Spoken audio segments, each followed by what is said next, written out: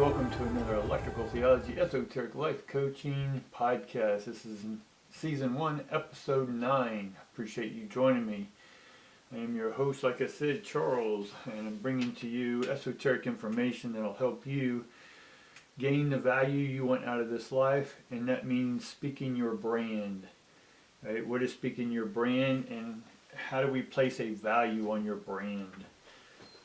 This is a constant dilemma, we'll put it that way, that a lot of hyper intuitive, sensitive people, mediums, whatever synonym you want to use there, with people who delve in the esoteric, supernatural, metaphysical, whatever. How do we place value? What is our value worth? How much should we charge for a reading? How much should we charge for our course? Now, I get on one side that we're here and we need to put food on our table and pay the bills. And that's great that we want to teach chanting classes for free, but chanting won't pay for, or the electrical utility companies don't accept chants as payment, right? You get my point there. But a lot of us would love to share our information for free.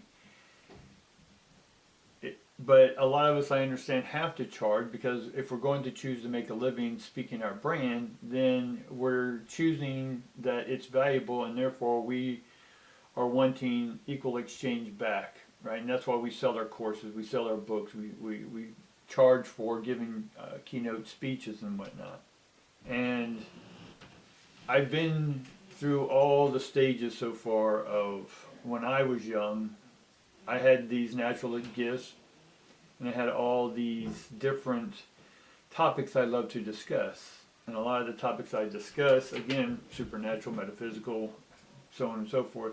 And just having an intuitive ability of discernment, of interpreting and intuition, knowing things I didn't know, but I knew, right, without reading a book. And I would share this unique perspective just with people. It's just what I talk about. Aliens, Bigfoots, right? And some people found value in this, right? And I just love sharing it, right? Telling stories, if you will, as a kid.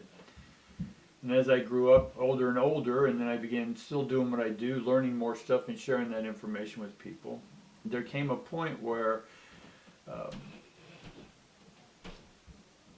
after collecting a lot of this information, intuiting a lot of this information, downloading this information, if you will, the topics became more deep, right? Yes, they were superficial when I was young. They were coming from somewhere deep, but I didn't understand the deep. So then I delved deeply into the deep, and then in the really esoteric information, the inner circle stuff. And again, I still shared this information, even though a lot of these places like churches and their divine information, they have an inner circle, and the inner circle doesn't share the knowledge with the outer circle, the congregations, right? For whatever reason, they choose to keep that secret. And I understand for some reasons why they do. One or two just may be because if the masses had this information, are they responsible? Are they trained enough, right? Part of going as the military, you went through basic trainings or OCS or something like that, and they trained you. They just didn't give you a weapon and say, here, go have fun. No, you got trained, and you got trained well, right? And part of this training is the same thing with information. You need to know how to wield this information, right, without bringing in your own insecurities or your own misinterpretations of information and using this power against other people without understanding discipline. What comes around goes around, that type of energy, because everything's a circuit. But as I began just talking to people on a deeper level, if you will, not trying to fix them, not trying to heal them, not to, I had a point in my life where I did all the healing stuff. I've talked about that on past podcasts and stuff. I won't go into it now. But I sort of got out of that field because it kept people in a perpetual, they would just repeat their same patterns and not do anything different. So that person had to go through what they needed to go through, even if it meant them getting extremely quote-unquote sick. And they would get mad at me because I wouldn't do any more healing on them. but they had to understand that without doing your own work, you're not going to really value my information.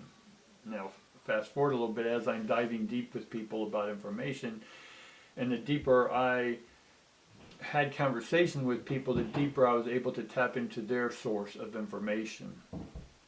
And that could be people from their past lives, people who have passed in this life, ancestors and such, family. And so I was able then to extract, if you will, information that I felt this person was wanting or wanted access to but didn't know how to access it. So through the intuitive process, I was able to extract what it was that they were wanting and ready to hear. Right? Their superficial self was ready to hear their inner circle self. That makes sense? And it came to a point where I never charged for any of this. It's just me having a conversation like I would with anyone out on the street. If you have a conversation, I stand in line a lot of times in stores and whatnot, and people just start telling me their whole stories, or in an airport, they start telling me their whole story. Now, at the end of it, am I going to say, hey, that was great, now I'm going to charge you $1,000 for that hour, right? Because in our systems, we sort of have these systems that you can go, if you're in a lawsuit, you can hire a lawyer, and that lawyer will say, okay, we need this much up front, right? Or we need a retainer, right? So you don't get the service until you pay. Now, even if you lose, there's no guarantee that they won't make you pay, right? Win or lose, you got to pay, right? There are some law firms that won't get paid until you get paid. I like that. Some religious systems, they pass the plate before the preacher preaches, right? So you don't get the message until you pay, right? But for me, I just always shared the information. Now, as I did get older, I had a few businesses and whatnot, but I would always, the underlining to me was always talking this stuff. Now, talking my stuff, right, led to clients eventually, led to books, led to talks, seminars, lectures, that stuff that I would get paid for. And to see me personally was very expensive at the time to see me. And up until recently, it's the same thing. You got to pay hundreds of dollars to see me for coaching, or thousands of dollars if you want to set it up on, per session or whatever. Irrelevant at this point. My point is that I went through all the stages, but the more I got into trading my value for money, it was fine. It served me for a point, right? If that's what you're at, then that's awesome. But there's going to come a point, or at least it did for me, where what it is I'm choosing to manifest in this life came down to understanding what do I value in this life, right? Family, money, health, wealth. What are these things? These things. Right? So I've gone through my whole life not necessarily focused on what's valuable, but just sharing with people, and that in itself was my value, right? And then as I talked with these people, they would then share with me what they felt was value to them. People who had money just handed me money. I never asked for it. They're like, here, this was amazing. I'm going to give you something. I'm going to gift you something. And I looked in my hand, and there'd be hundreds of dollars, thousands of dollars. It just depended on who I was. I just happened to get in contact with a lot of people who had made a value, but they chased money, and they had money, but it wasn't what they valued. So in one sense, they were relieving themselves of this money that really had no more value in one sense, but it did have value because they earned it, if that makes sense. But they were willing then to share this excess they had with me. I didn't ask for it, they just shared it with me. And other people who I was sharing information with, which had no real money or assets or multi-houses, cars, and all that stuff.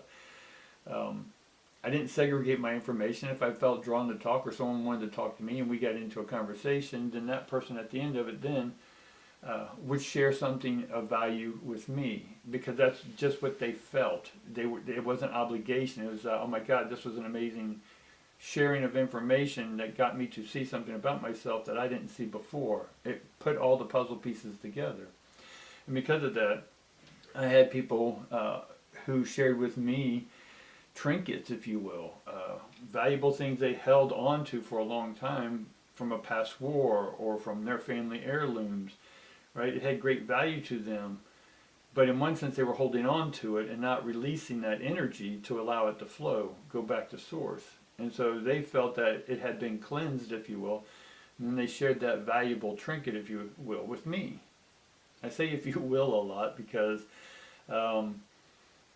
it's, without going into deep explanation of things, because the podcast would be really long, is that I'm just, when I say it, if you will, I'm just shortening it, but in the future, just leave some comments or emails with me, and then I'll explain that stuff. But again, it makes the podcast long, but you get my point.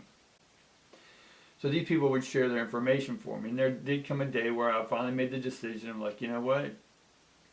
My information seems to be very, very valuable to people.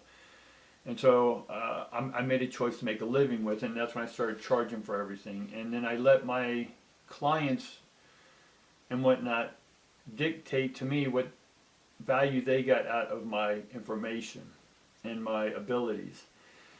And that's when, again, professionally, they would hand me hundreds of thousands of dollars, and extremely grateful for that, because to them that was value in one sense, and or not anymore, whatever, but they shared their value with me. I'm like, okay, wow, I guess this is what my information's valued at, and going things. And then I can say, well, with this much consistently coming in, I then can set up this lifestyle. I can buy these computers, I can buy this motorhome, I can buy this laptop, I can buy filming equipment, right, to do videos and stuff for people.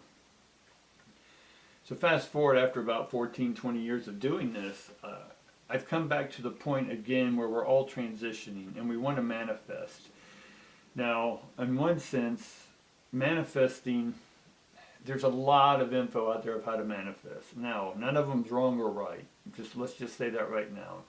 None of them's better or worse than any others, because it depends on how you apply it. Now, just because you apply everything you bought from all these people and all these gurus and done all what they said, and you still don't have anything at the end of it other than being more in debt. And then they want to blame you because you didn't apply yourself, or you were lazy or something, right? But you still end up with less than you had. So there wasn't an equal value exchange. And so what I've challenged, and I'll continue to challenge people, is that, okay, let's take 100 people, roughly, or 99 people, and I want a third of you to practice, right? Praying, meditating, vision boards, sticky notes, intentions, ringing of the bells, chanting, whatever this alternative is for you, right? But first I want you to put out there and say, okay, I want $1 million. If this is what you think will help your life. Right? And then I want the other third of you to be so pissed at the universe, right? Because the first group's doing their thing with their universe, and now this other third, I want you to yell, scream, hate, sort of like Neil Donald Walsh did if you read Conversation with Gods. He got so fed up with his life, and he just yelled and bitched at God, and screamed, and said, screw you, if you're not going to help, I'm out of here, blah, blah, blah, and then God started writing through him. If you ever read it, they're real good books, I like them. And then, no affiliation, I just like reading the books, and I recommend to you, I'm free, right? I'm not getting paid for this. And then, other great books out there. Anyway, I want a third of y'all to yell, pissed off, tell God, screw you, I want y'all to do that, right? Without fear, without anything, and just manifest that way, right? Amplify it, right? You can amplify your praying, you can amplify your yelling, right? And then a third of you, I want you to do nothing, right? For that $1 million. Or if we want to simplify, just write a top 10 list, right? Of things that you want in your life, or think you need, or wish, or desire, or whatever this may be. I want you to write a list of 10 things. Right? And I want you to manifest on this. I want you to focus, pray, intend, vision board, whatever this is, repeat 100 million times, yell, scream at God, I don't care. Right? And in a 30 year, I want you to do nothing but just write your list and just have it out there floating. Now at the end of 30 days, I want all of y'all to see how many things on your list, or this $1 million, came to fruition. And I'm going to make a guess that only maybe 0.01% of you actually attain the $1 million. Right? Now, some of you may have got little things on that list, that's fine, but did all of them come true? Right? Now, if they did, awesome. Right? Whatever message you use, leave that comment in the email, or if you're watching this on YouTube, then leave a comment below. Right? But I want to hear from all of you who did this, and let me know, did you get everything on your list or did you not? Right? Because of the power of manifestation is, I hear all these excuses when they don't come in. Oh, you didn't pray hard enough, or oh, it's not what you really wanted, or there's a divine timing to everything. I get all that, guys, but ultimately in the divine world, no one knows shit. They don't have the answer. They have a bunch of suppositions, they have a bunch of opinions, they have a bunch of perceptions and perspectives, but none of them are right or wrong. Remember, we started out with that. I'm not dissing on any one of these. What I'm saying is that they're just an individual's perception, right? There is no wrong or right to any manifesting.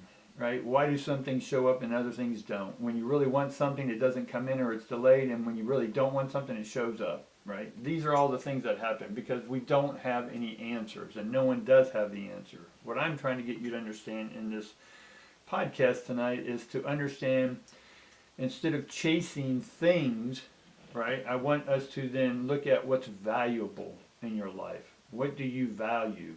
Right? And that value is going to come to how much you value yourself. So after the 30 days, right, of this thing, some people, if you didn't get it, right, and again, a small percentage will, or have some of it. Now this, because it's such a small percentage, there's no consistency then, right? If less than 1% got it and the rest didn't, the 99% didn't, then the systems aren't working. Right? It's like weight loss systems. I don't care the name of a weight loss program system out there. They have less than 1% success rate. All the top ones you can name out there only have 1% that where people lose the weight and keep it off after a certain amount of time. None of them work, only for a rare 1%. Now we can call these people lucky. We can call them chosen. We can call them whatever. But again, we're just giving more names than needs to be there, right? My point to it is that the majority of the people won't get what they're asking for in this life. Why? Because they don't understand value, right? They don't understand how to value themselves and their information or their unique brand, who they are. As a kid, I was just speaking my brand. I really didn't know it was a brand at the time. I'm just using a modern day word to place upon how I am, right? My brand is who I am. I don't apologize for it. People can like it, dislike it. I don't really care in that point because it's mine. Right? They can give me all their opinions, all their perspectives, and it's still just their perspective. Now, for me, at this important time of life where we're all changing again, there's a mass macro change of consciousness. And I don't get involved where we all get together, sing Kumbaya, pray in 10, and all of a sudden the consciousness of the world's changed. No, because there's always a yin and yang to everything. There's a balance, a homeostasis to everything. One side is not good or bad. Dark is not bad and light good, right? I like the night. I like the shadow because then I can sleep. It's hard to sleep with lights blaring in my eyes, right? What do? I can put a mask over me and I'm in the dark. So I like being in the dark. You see what I'm saying? It's all relative. So the point of manifesting here is I want to get up to understanding a concept called care and share, or share and care. After you have tried everything of manifesting and it's still not working, and you've been doing it for 20, 30 years, and yet you still don't have the boat, the mansions, the cars, the pretty woman, the pretty man, whatever this is for you that you've been manifesting, do those things that you're manifesting actually have value? Do they match the value of your information? Does it match the value of who you are? Right? Value is not necessarily money. If you are equivocating everything you do with money, then you're chasing a money or a false god or false god. And that's fine if that's what you're after, but you'll always be chasing like a dog after its tail. Right? It will never get it in that case. So there comes a point to where you have to make a choice then, are you Are you ready to value life or keep chasing after life? Me, I much rather stop chasing the car like a dog chasing a car, its tail is spinning in circles. I'm ready to value myself once again. And what do I mean by that? I'm going to resume or resum, right? S-U-M-E, S-U-M, resum or resume who I was when I was younger. Not to go back to who I was, but to resume a practice that worked naturally, organically for me, which was just sharing my unique information for free. So a lot of the stuff that I have that I've given you on I have about 150 podcasts or 150 videos out there and whatnot. A lot of that stuff is what I charged for in the past, and I'm just giving it all free now. I'm going to continue to give my information free, and in return, I want you to begin to see what's valuable for you, right? So when I share with you my valuable information, I sort of want you then to, and that's me caring. I care about people. I care for my environment, not the world's environment, my environment, right? I cannot associate with anyone else's perspective or opinions because it's theirs. I have my perspective and my opinions of things, and they are going to differ from yours, but they're valuable to me, and then you have what's valuable to you. Person, place, and things in your life are valuable to you because you've given them value, right? Gold and silver has real no value other than it sits in the ground. Until someone does something with it, then the purpose give it value, right? But we still gave it a meaning of value, but it's just rocks, right? The lady who started stone therapy literally just took the rocks out of the Arizona desert, right? She lived in Arizona and just took rocks out there and called it stone. She put a French name to it, and she made millions off of it. Good for her, right? But anyone can grab rocks, heat them up, and throw them on your body, right? But she was smart enough to just do it and then make it sound very French, but it's not. She lives in Arizona. Anywho, but it was valuable to people. And she charged a big value for it, right? So on this top 10 list that I had you write earlier, and what manifested or didn't manifest, I want you to look at this list, and I want you to sort of look at what's valuable on that list to you. Now, if you got it, what kind of value does it add to your life? Does it have value to other people? Is it part of your natural organic brand, your authenticity, right? If it's not, let's reevaluate, let's revalue what's on our list and why is it you want it, for what reason, how's it going to serve you, is it in alignment with your brand of who you are. I can guarantee you that 99% of the people on YouTube, if they were a law passed that says you can no longer charge for your services, how many of them would stay on YouTube sharing their message? I don't think a lot of them. Now I get that we find that our information is valuable, and we're like, oh my God, I can make, people are paying me for that. They want my program, and they're willing to pay for it. I get that. That's awesome. Right? But there comes a point where the value of your health, wealth, and love start when you're working 80 hours a week. Is that valuable to you? Right? Because now you're chasing to keep your lifestyle that you created off of these programs. Now you have to maintain these programs. Then you have to hire more people. Then you have to hire more cameras. You have to hire more studio. You have to keep it's growing. But there'll come a point where that's not valuable to you anymore. What you're wanting is just to sit alone on a beach and or with your family, just enjoying life. So for me, things that are valuable is that which I can enjoy life with, or for, or how. You get my point? And so for me, I like things simple. Right? My mind's complicated enough because it loves to think on all different things, and it sees all these different angles, right? So I like simplicity. I like to surround myself with simplicity because internally I have all these, not necessarily egoic complexities, but all this information that my mind accesses, my soul accesses and downloads. For what purpose? What I'm downloading is valuable. I don't necessarily look what's valuable for what's to the public. I look at what's valuable to me, and then I share what's valuable to me. And what's valuable to me makes it personable when people listen to me, that they, in one sense, feel what's valuable to them, right? By just listening to somebody else talk about what's valuable to them, it helps them introspect into what's valuable for themselves. Right? I'm not going to tell you what's valuable for you, but as I continue to share my information, I have a list, and then people will get with me and go, "Oh my God, that was amazing! You know, what can I do for you? How can I return, you know, this knowledge, or how can I turn? I don't want to say favor, even though God calls it blessings and favors and rewards and folds and all this stuff." You know, if someone then comes up to me and says, "That was an amazing information, it changed my life," right? I would love to do something for you. What can I do for you? Well, I have my list all ongoing all the time. You know what? I want a camper, right? You got a camper sitting around? Well, no. Do you have some land? I do. I have 50 acres over here. You're more than welcome to have an acre or two. Awesome. Appreciate it.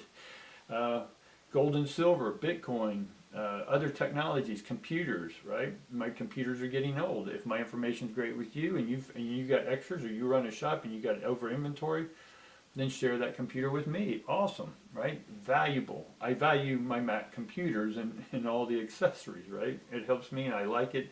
It simplifies my life. I'm not a sponsor for Mac computers or Mac products. I just love the products because they're easy to use. Right? It's a learning curve from going from PC to Mac, but I enjoy using those products. I've never really had any problems with them over the last 20, 30 years. Right? My first Mac computer was an Apple II in 1982, 81.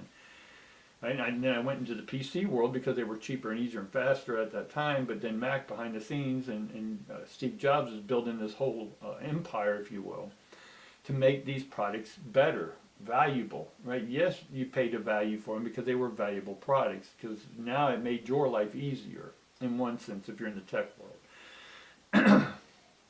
So I value computers. So because I chose to no longer charge for my services or create these businesses that brought in money, I have some on the internet and I'm going to start changing all that. I'm going to resume my old way and just share my information free with you. And if I do offer something, right, then I'm just going to give the information out, and then I will have links to where if you like to share stuff back with me, like new computers or land or RVs or whatever this is that's on my list. And if you, but my point is on your list, what is valuable to you in this life now, going forward? Some of you are young, you're still figuring out what's valuable. You think having 50 cars or this and that, right? Really reevaluate, right? What's valuable to you, and what is it? If you love working on cars, share that knowledge with other people, right? Work on their cars for them. Right? I used to work on cars and help people all the time when their cars broke down. I didn't ask for anything in return. They're like, "What can I get you?" I'm like, well, fill my tank up. That's when gas was a couple dollars or $1.50 or something. I'm like, "Fill my tank up." Oh, no problem, right? It took $20 to fill my tank up, but I just saved them hours and hours, and who knows what some of the repair shops were going to tell these people. But I love sharing that knowledge, and in return they would give me stuff. So I'm getting back to that. We can call it barter, but I don't really like that because everyone's value is different. And then some people will feel that the value trade wasn't valuable. That's not what I'm getting into. I have everything in the world I need. I got a roof over my head, I got a bed, right? I got a car, I got the simple things that people need. But if someone asks me on my list, campers, Mac computers, gold, silver, BTC, Bitcoin, other stuff, I have my list because to me those things have value in the way in which I live my life. Right? Does that make sense? So my point I'm getting to is that you can chase things in life. You can chase things that you think have value, but it's because other people put their value on it.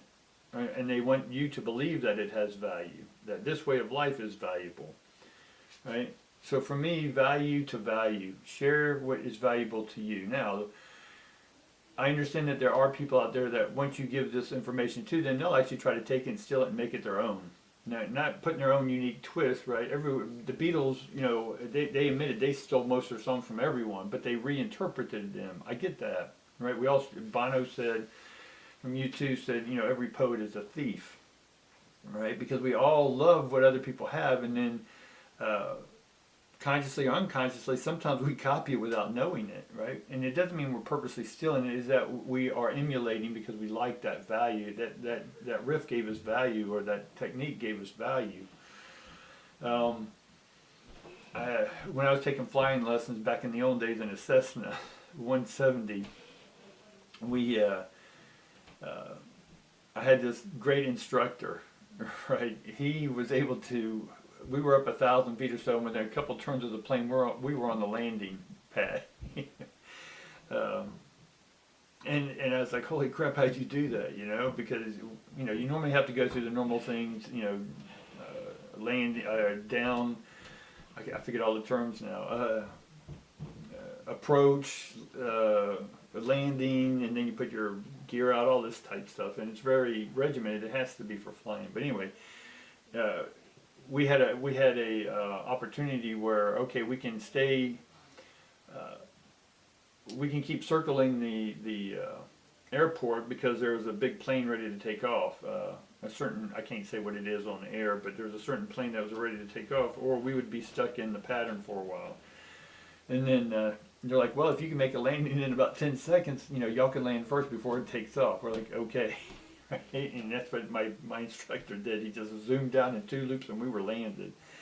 Right? That was valuable, not only to the other plane taking off, and then the people in the radar towers, right? The people in the tower. Anywho, I'm getting off point. Is that when you bring your value, your talent, your abilities, that then helps other people become more valuable themselves, right? By listening to your value, what you're sharing, and it makes their life valuable. That's what I'm talking about. People who gave me the trinkets for sharing information with me, and what was valuable is that they thought enough of it to be valuable, right? Could I trade it? No, because it probably had no real financial value to pay a bill, right? But it's what they were able to share with me that was valuable to them. That to me has more value. Now there's I was making reference a while ago about people who will try to steal your stuff and make it their own, which they have done with my stuff many times. Because I can come up with many ideas and branding. That's my whole thing, is helping people brand. But when they just blatantly steal your stuff and then try to make it your own, then I'm just going to give them a nice little nasty gram that says, hey, legally you're doing this, and this, keep doing this, this will happen. If not, we're cool. But the people who take your stuff, make money off of it, right, they're going down to what we call a dead-end loop. It ends nowhere. It ends in a loop that only drains you of more energy, and when you feel drained, you have to go out there and try to steal more people's stuff, right? Or they try to not pay you at all, value to value, right? They're like, oh, I'm going to take this and just run. No. If someone gave you value on a YouTube or something like that, don't ask for them to say, hey, take my course or get all involved in that. Just send them some money, right? Give them a little tip, right? Give them $5, $10, whatever this may be for you, right? Or if you want to buy their course and you think it's valuable, if you think it'll be valuable to you. But again, when it comes to manifestation, a lot of this stuff that people sell, it only works on a rare few, a low percentage, just like the diets and just like it manifesting. And it only happens with a rare percentage of people. Why? Because people don't know what's really valuable to them. So this whole podcast is about you trying to get in touch with what's really valuable to you, right? I want you to reevaluate your list. Make that top 10 list, and if you can have these 10 things around you today, how much more valuable is your life, right?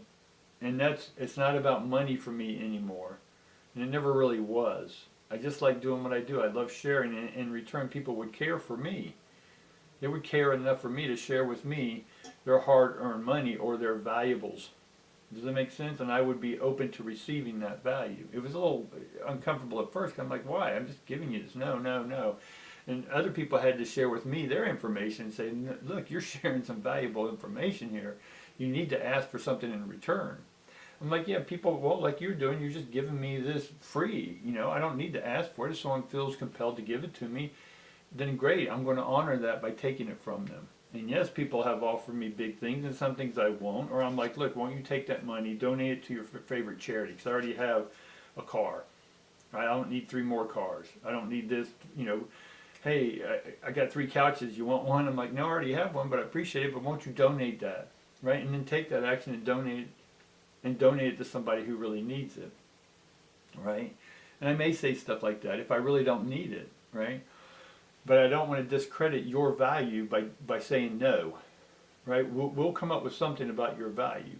And I'm okay accepting those values now. So for me, it's not about money, it's about value. Can I take some of those valuable things you give me and can I change it over to money or how someone else needs to be paid? If I need to, I will, right? But the universe will always, and again, it's my universe, your universe, it's our universe, right? We know what we need. I really don't even need the list. I have in my head, my energy says, hey, I would like to have this, right? Your own compelling, like says, you know what, I'm about ready to take a trip, but my car I don't think will last. How can I make that trip happen? And all of a sudden someone approaches and says, hey, I bought these train tickets, but I'm not going to be able to go, but you want them?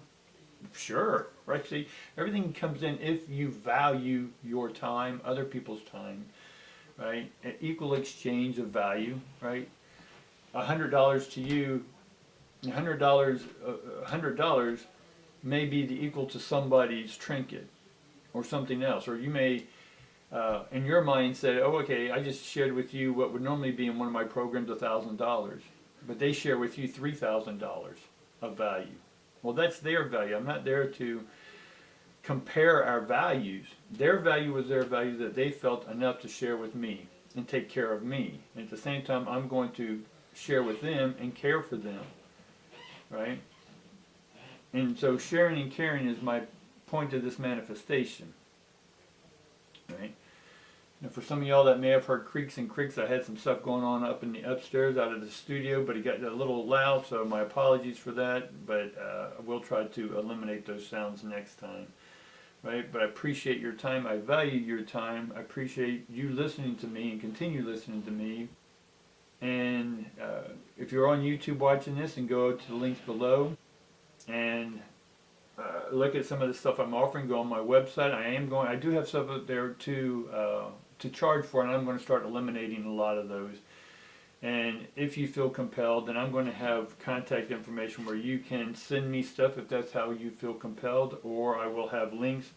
Right now I do have a Ko-Fi up because my computers are getting old, and because I closed all my businesses down and paid off all my vendors and stuff. I'm not in the same financial system or the same financial stratosphere as what I was in. So I'm choosing to share information again. I'm resuming what I used to do when I was young. Is just share my information freely. Right? I'm going to start handing out readings freely every month. I'm going to offer for the first 10 people can get a free reading from me.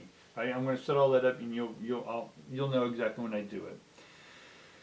Check out the YouTube and all that, but to help me get these new computers, and if you like my information, then share your information or your value on Ko-Fi. Just go to Ko-Fi, Kofi.com, and you will then see what I am raising money for and how much I'm raising. And again, it's not the money I want, it's the computers I want. I'm putting it out there to manifest a new iMac, a new MacBook Pro computer, and an iPad and iWatch, all to go together because they work seamlessly together and they help my business. Or again, you can donate your valuable, your money or whatever, or I'll have an account up there for Bitcoin or whatever this may be, or gold and silver, however that is, or whatever is valuable to you.